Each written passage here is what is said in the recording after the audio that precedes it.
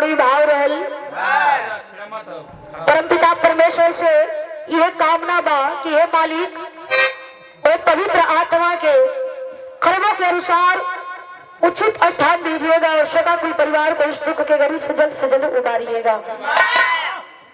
सच्चाई तो ये है बाबूजी कि दुनिया में जो आई में ओकरा के जाए के बा, चाहे कोई कितनो कर्मात कर लेवे, कोनो विधि कोनो उपाय लगा लेवे, कोई एक चीज से वंचित नहीं ना रह पाई। सच्चाई ये है कि दुनिया जब ठुकरा देला तो मौत गले लगा देला।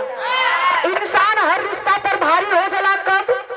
जब एक इंसान का स्वास्थ्य खराब हो जाला। हर एक आदमी पर हर एक रिश्ता पर भारी हो जाला। लोग सोचेला कि केन करा के उठाई बैठाई केन कर सेवा सत्कार करी, तो उसमें लोग ये सोचलन कि मौत दे दे तो प्रभु ये दुनिया ना देखती बहुत देख लो। लेकिन आवा जब तक ये दुनिया में बड़ा सांस बा तब तक आस बा, माया में बोला ही बड़ा। आवा कार्यक्रम के शुरुआत हो के आगाज हो के एक लाइन भक्ति भाव भजन से आज गुरु जी मिजाज बना के